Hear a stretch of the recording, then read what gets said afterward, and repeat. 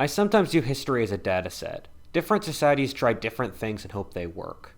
Most societies gravitate towards one of several means or archetypes, however. You get tolerant empire builders like the Romans or Persians, horseback barbarian tribes like the Mongols, Comanche, and I could go on. However, some societies end up on the extreme of existence in the human spirit. Humanity can be molded by societies, and some of those end up really far from the average. I'm going to use John Haidt's methodology for the righteous minds in order to determine what's an extreme society. John Haidt is a very smart social psychologist who did a series of experiments to determine how different cultural and political groups valued different things.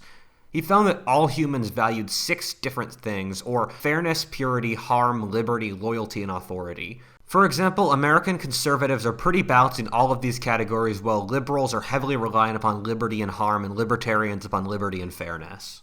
This video exists to look at the states that most wholeheartedly took a single value system to an extreme. It'll look at what conditions pushed that society towards that extreme and what were the strengths, weaknesses, and trajectories that each society took. Something to consider is that my background's in history and not anthropology, which means I'm generally going to pull on large societies of the historic record that I've heard of.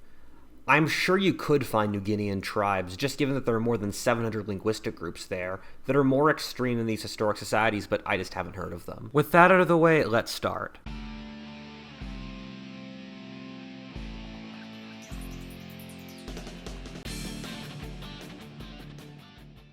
Lots of people have dreams of becoming content creators, but sometimes it's difficult to do. This is where our sponsor Squarespace comes in. Squarespace is a platform that gives people professional portfolio designs to help them build websites. It gives you a lot of power in creating the websites through having gated member-only community content, email communication, leveraging audience insights, and community creation with a fully integrated comment system. It has professional portfolio designs, customizable galleries, and you can connect your social media as well. Squarespace is also having a free trial, and if you use the code WHATIFALTIST, you can save 10% off your first purchase of a website or domain. Click the link in the description to try Squarespace today.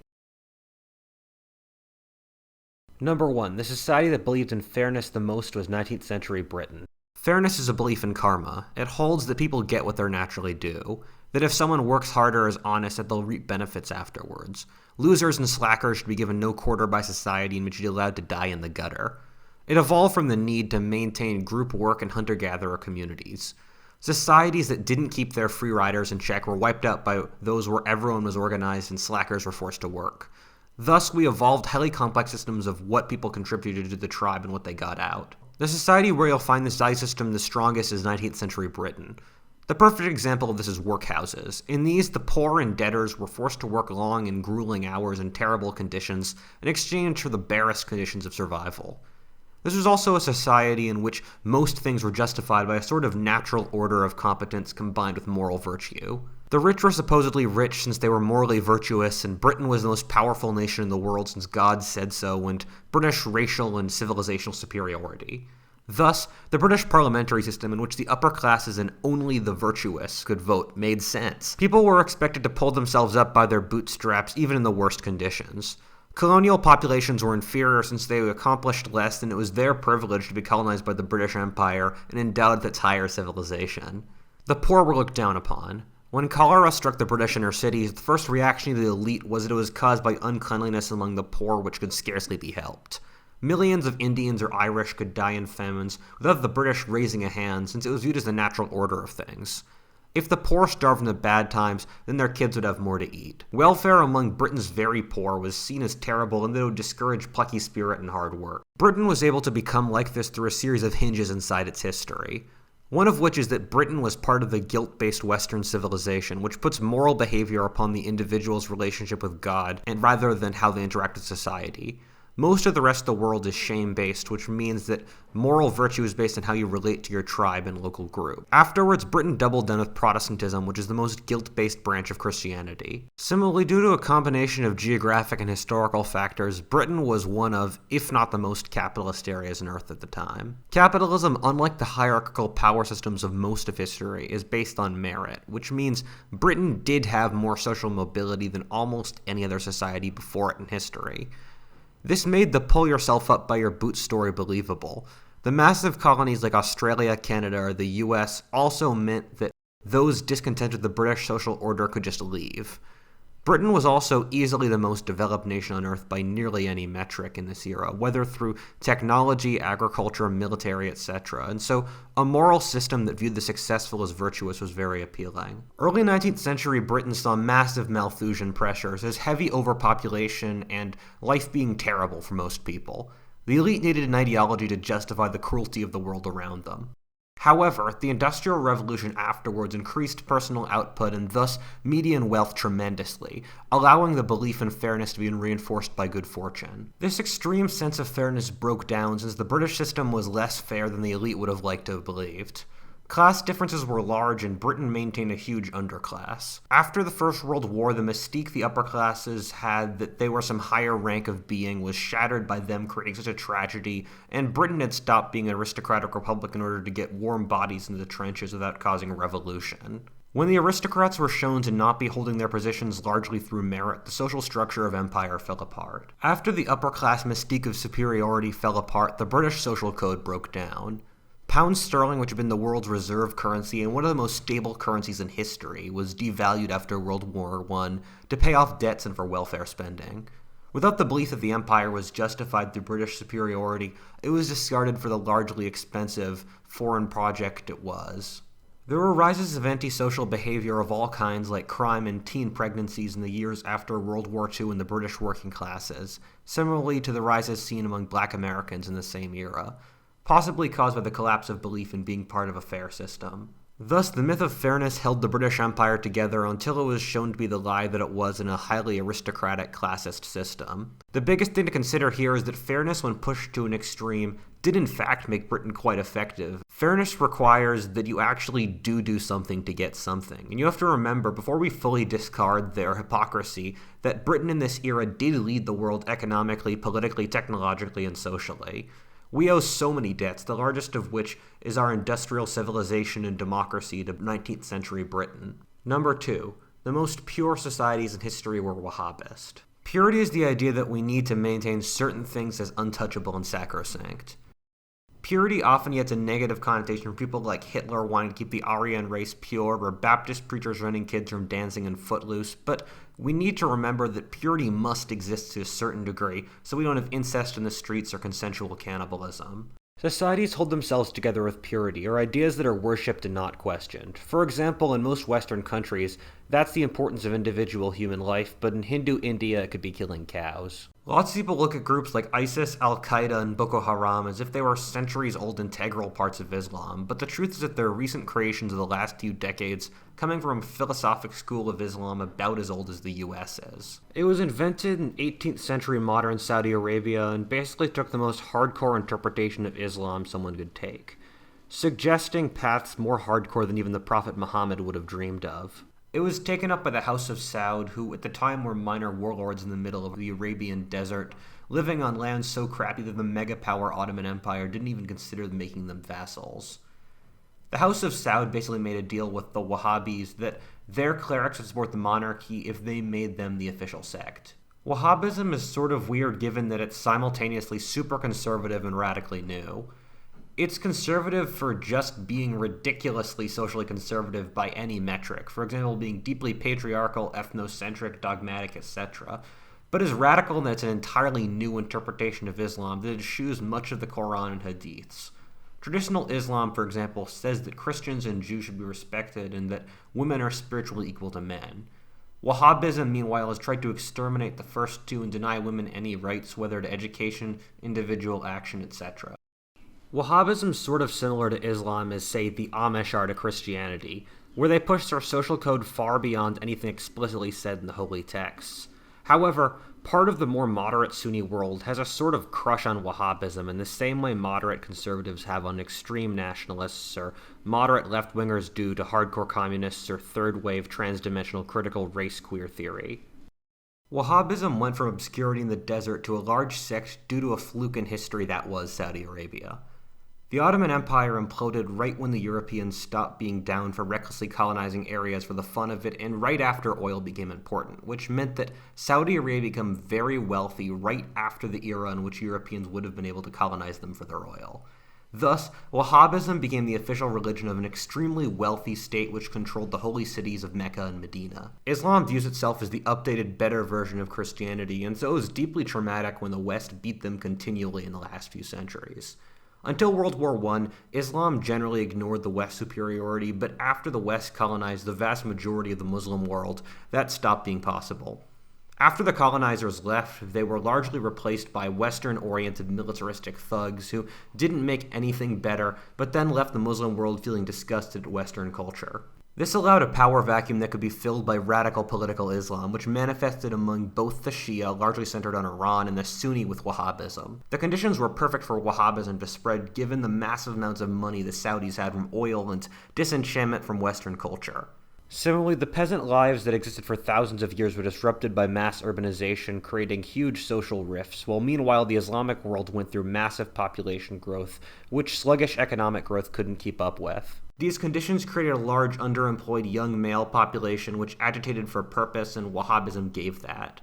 Wahhabism sprung up to differing degrees in different parts of the Islamic world, being able to start large movements of Al-Qaeda in the Sahel and Sahara and Afghanistan, alongside Boko Haram in Nigeria and ISIS in Mesopotamia, alongside other similar groups around the Islamic world.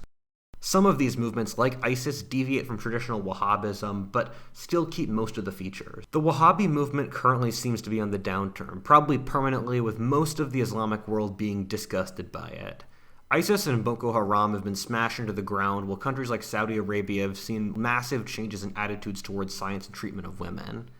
The Wahhabis failed to reach their goals of forming a perfect world-spanning Islamic caliphate, and stuff like ISIS's mass recruitment of sex slaves weakened the moral validity of their cause. It seems like more moderate, although not seeming so by Western secular standards, interpretations of Islam are the order of the future. The main weakness we see in Wahhabism, and this has manifested through every purity-based system, is that they obsessively strive for purity and so lose mental and strategic flexibility and throw the ability to make alliances out the window.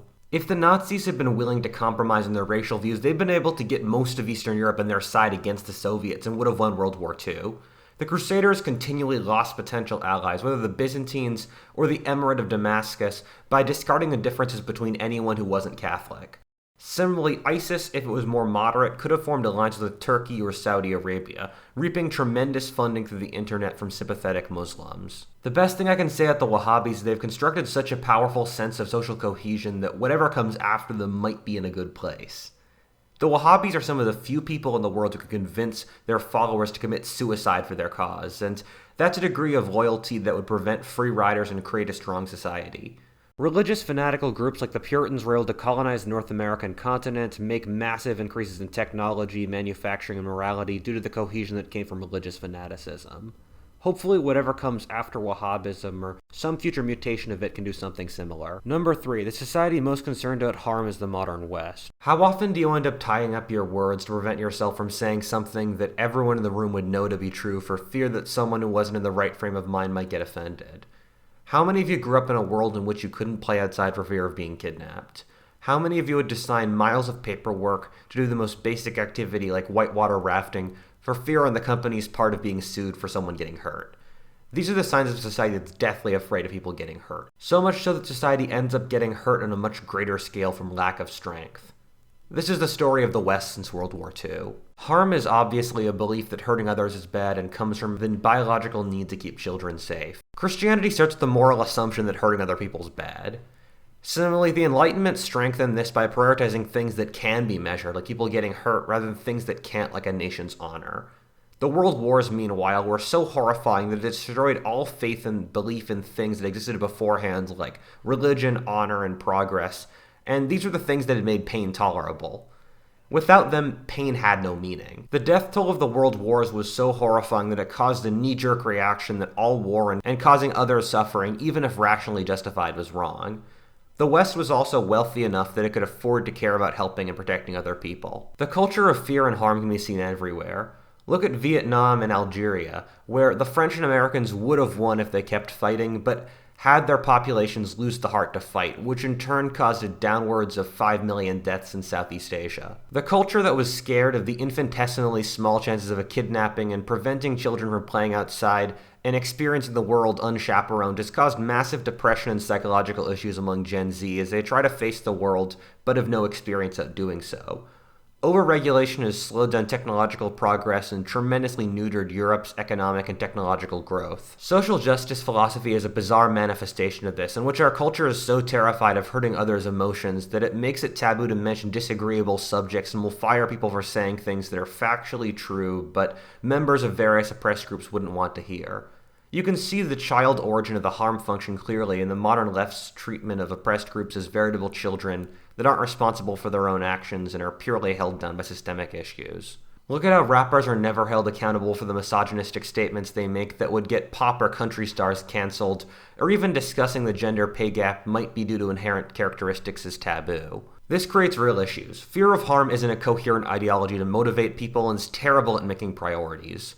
Harm doesn't unite people, but divides them into countless little groups. Harm's a negative motivator against achievement rather than a positive one towards doing something. If America was to ever fight a war with China, it would likely have to pull on the whole Western world to survive, but the harm function basically neuters most of Europe, Canada, and parts of America from waging war effectively. This ignores the beauty of harm and why I once called the social justice movement an orchid, and that it's a beautiful hothouse plant that demonstrates an already empathetic and successful society, but must exist in the good times. The West's insistence upon harm has helped countless oppressed groups like ethnic minorities, gay people, and women, and when directed effectively has caused an incredible amount of good. The last 100 years has seen the expansion of rights to almost all people in Western societies. Number 4. The most liberty-centered society was medieval Iceland. Iceland from 900 to 1200-ish is one of the queerest states in history. There was no army, no centralized government, no head of state, and no state religion. People just met up in a valley every summer and voted on issues.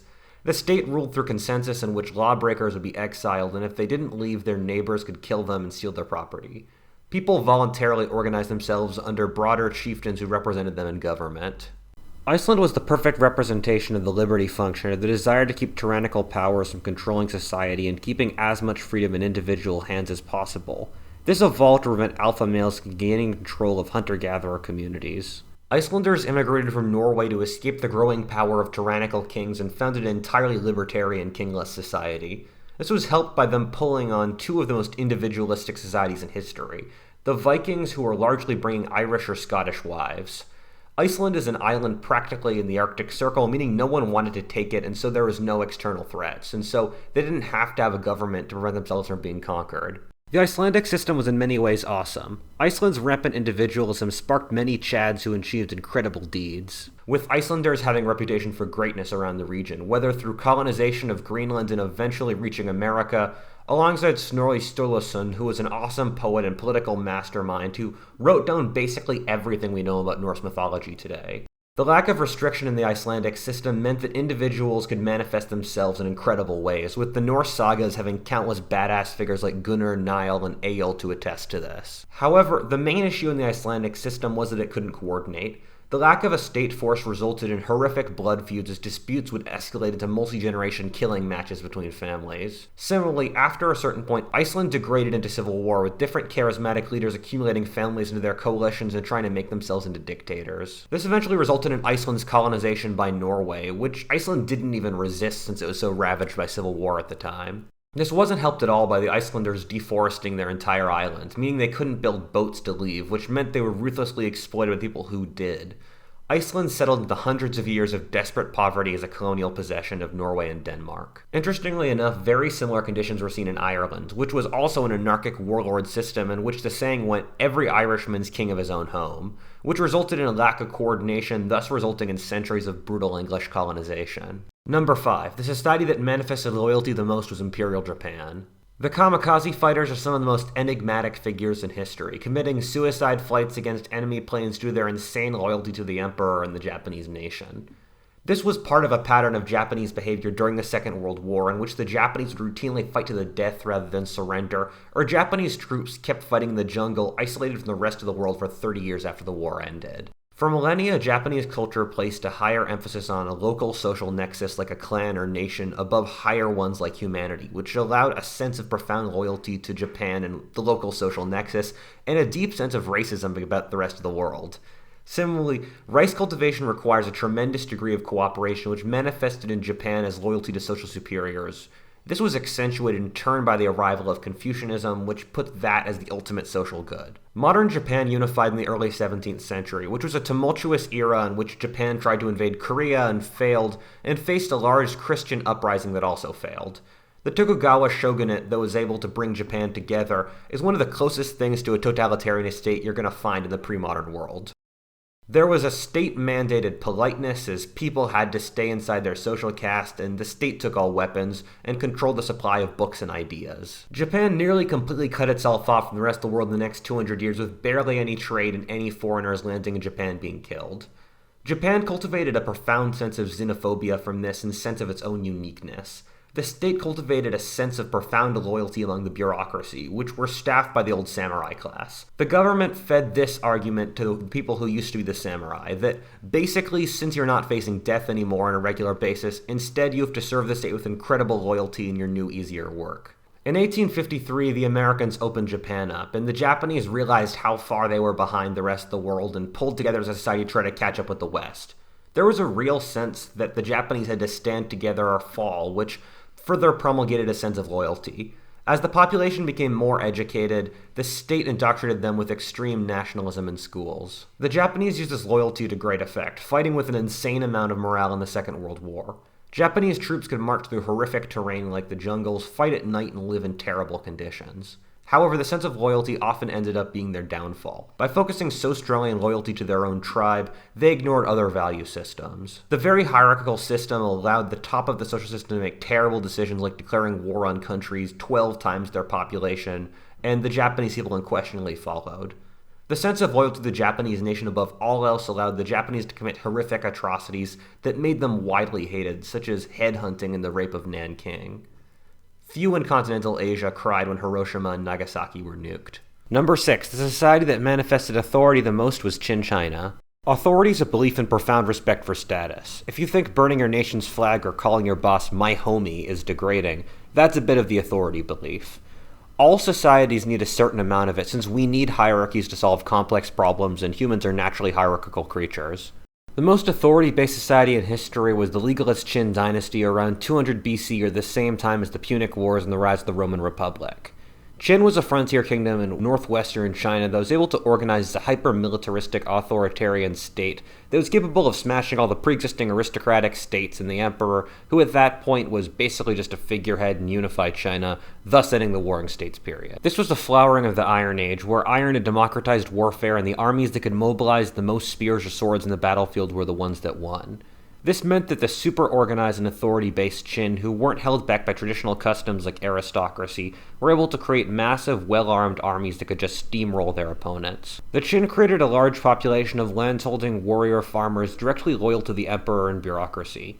The state was economically socialist, with regulating merchants to such a degree as to make them exceptionally weak. The dominant ideology of the state was legalism, which says that the ultimate goal of the individual is to unquestionably serve the state, and the ruler will use the individual people as chess pieces in their world conquest.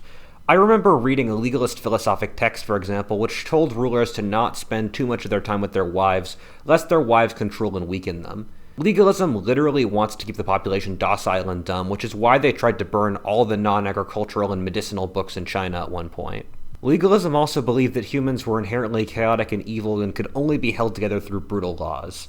The Qin divided people into villages and smaller groups in which if one person committed a crime, the whole group would suffer. The unified Chinese Qin Empire held together for a couple decades under the megalomaniacal leadership of possible future reincarnation of Stalin, Cixi Huangdi, who ruled with a brutal fist, killing millions in his desire to reform China. However, upon his death, the empire fell apart. An indicative example of why is the leader that formed the next dynasty, the Han, did so since he couldn't show up to the army's muster on time due to flooding in his region. The penalty for arriving late was death, and so he decided to rebel instead, since he was a dead man anyway. Pulling purely on authority provokes no loyalty, since the people have no reason to love you, and so will turn on you once you're weak. Interestingly, the legalist bureaucratic structure survived and became the basis of Chinese government, although legalism itself became a dirty word. Legalism, when mixed with the more humane Confucianism, provided China with more than 2,000 years of effective governance. What a faultist, and thanks for watching. If you enjoyed this video, please like, comment, subscribe, or stay tuned for additional content. Or alternatively, check out my Patreon where I've got parts of my cultural history of America and history of the world. Or alternatively, check out my Twitter. Thanks so much for watching and have a great day.